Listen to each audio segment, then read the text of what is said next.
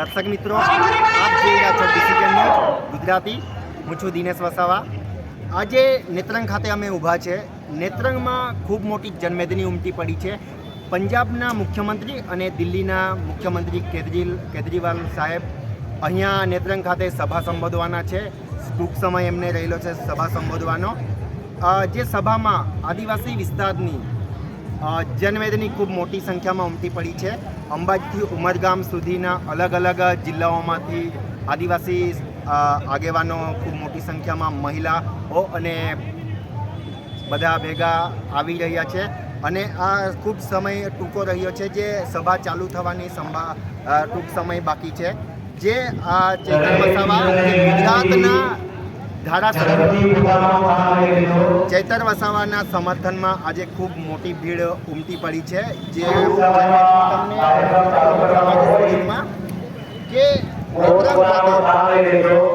કે જે જનમેદની ઉમટી પડી છે, જે ચૈતર વસાવાના સમર્થનમાં આવેલા આગેવાનો છે, આદિવાસી આગેવાનો છે, એમના સાથે આપણે વાતચીત કરીશું અહીંયા. કે છે ચૈતર વસાવાના સમર્થનમાં જે આગેવાનો આવેલા છે, કે એમના સાથે આપણે વાતચીત કરીશું. શું નામ છે તમારું?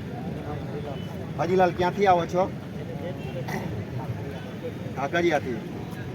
શું લાગે છે તમને આ જનમેદની જોઈને? ચૈતરભાઈ વસાવા આવનારા લોકસભામાં જીતશે કે શું?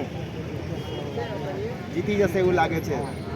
આજે અહીંયા જે મોટી જનમેદની ઉમટી પડેલી છે, જે લોકોનું કહેવું છે કે ખૂબ મોટી જનમેદની ઉમટી પડેલી છે, જેના કારણે આજે ચૈતરભાઈ વસાવા ખરેખર જેલમાં છે. પણ જે આવનારી લોકસભા ખૂબ નજીક આવી રહી છે. જે લોકસભામાં આજે ચૈતરભાઈ જેલમાં છે, તે આદિવાસીનો અવાજ છે, જે અવાજ બુલંદ રહેશે એવું આ જનમેદની જોઈને લાગી રહ્યું છે.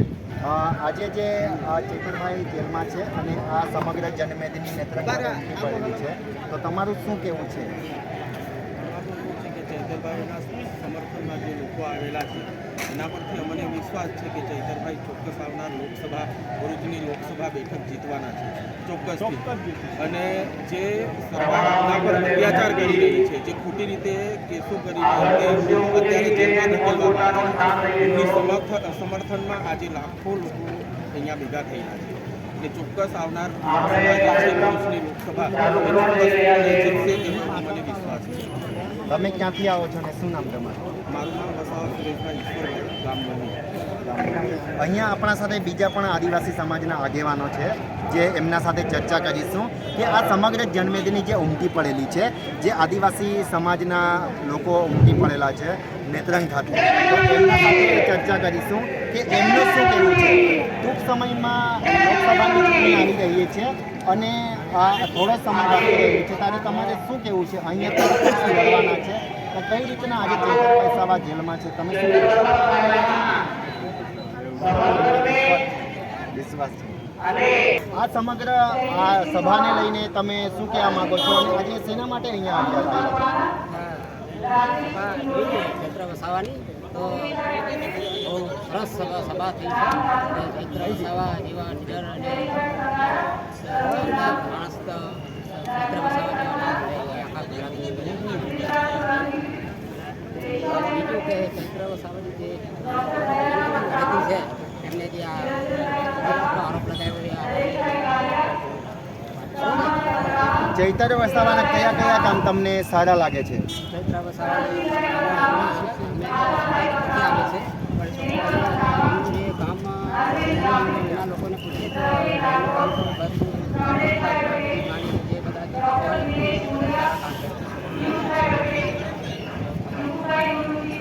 ધન્યવાદ. તમારું નામ શું છે? પારિયાભાઈ. આ હતા પારિયાભાઈ, છોટાઉદેપુરથી આવે છે અને ચૈતરભાઈના સમર્થનમાં આજે ખૂબ મોટી જનમેદની નેત્રંગ ખાતે ઉમટી પડી છે. તો આપણે અહીંયા બીજા પણ લોકો છે, એમના સાથે વાતચીત કરીશું કે આજે ચૈતરભાઈ વસાવાના સમર્થનમાં જે લોકો આવેલા છે આદિવાસી વિસ્તારના, એમના સાથે વાતચીત કરીશું. શું નામ છે તમારું?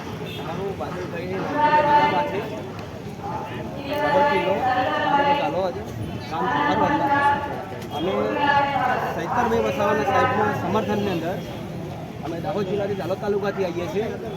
હવે એવું કહેવા માંગીએ છીએ કે અમારો એક આદિવાસી સમાજનો અને અમારા આદિવાસી હકની જે વાત કરતો હોય એવા નેતાને અમારે જે એરેસ્ટ કરવામાં આવ્યો છે ખોટી રીતે, તો અમારી એટલી માંગ છે કે જલ્દીમાં જલ્દી અમારા સૈતરભાઈ વસાવાને જલ્દીમાં જલ્દી રિહાઈ કરો અને ન્યાય આપો.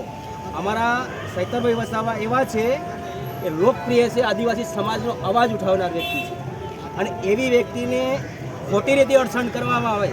હવે હજુ એમને લગભગ ઓછા ગણીએ તો એમએલએની અંદર એમના 8-10 મહિના 12 મહિના થયા નથી એમને, અને એનો એરેસ્ટ કરવામાં આવે છે. એટલે અમે દાહોદ જિલ્લાથી જાલોદ તાલુકાના 130 વિધાનસભાના સુથારવસા ગામના બાદલભાઈ નીનામાં જાતે એમને સમર્થનમાં ઉતર્યા છે.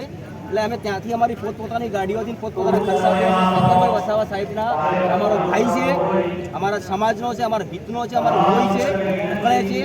અને જે ભાજપ સરકાર જે તાનાશાહી, જે એવા નેતાને, મજબૂત નેતાને, જાણકાર નેતાને, એવા નેતાને જો આ દબાવવા માંગતી હોય, આ ખોટી સરકાર છે, ખોટી સાબિત કરીએ છીએ. અમારી આ જનસત્તા દેખાય છે અમારા આદિવાસી સમાજ. ધન્યવાદ. આજે ટૂંક સમયમાં હવે ટૂંક સમય લોકસભાને રહેલો છે. ભરૂચ લોકસભાની સીટ પર શું કઈ રીતના પરિસ્થિતિ આવશે, અને જે ભરૂચ લોકસભાની વાત કરીએ તો હવે થોડો સમય રહ્યો છે. આજે ચૈતર વસાવા પણ જેલમાં છે, શકુંતલા વસાવા પણ જેલમાં છે. તો આવનારા સમયમાં લોકોના કઈ રીતના ચૈતર વસાવાને સમર્થન રહેશે? અમને કોઈ ચિંતા નથી. અમને અમારા આદિવાસી સમાજને જે અંદર એરેસ્ટ કરશે તોય અમે ચૈતર વસાવા સાહેબને સમર્થન આપીશું. અને લોકસભાની અંદર અમે એમને જીતાઈને અંદરથી બહાર કાઢીને ફૂલમાળા કરે. કોઈ ચિંતા નથી. એવું ચિંતા કોઈને કરવા જેવી નથી. ભાજપ સરકારને પોતાની ચિંતા કરવાની છે.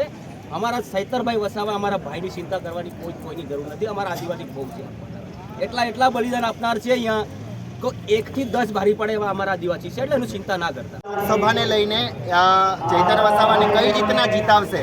આજે નેત્રંગ ખાતે લોક સમર્થનમાં તો ખૂબ મોટી ભીડ ઉમટી પડી છે, પણ એમને આપણે પૂછીશું કે આવનારા સમયમાં લોકસભાની ચૂંટણીને લઈને ચૈતરભાઈને કઈ રીતના ન્યાય અપાવશે?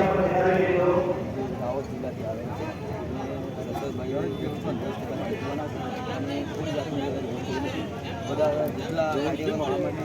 જેટલા બી કાર્યકરો છે તમામ સાથે છે અને કોર્ટ જીતે છે અને 110% જીત છે.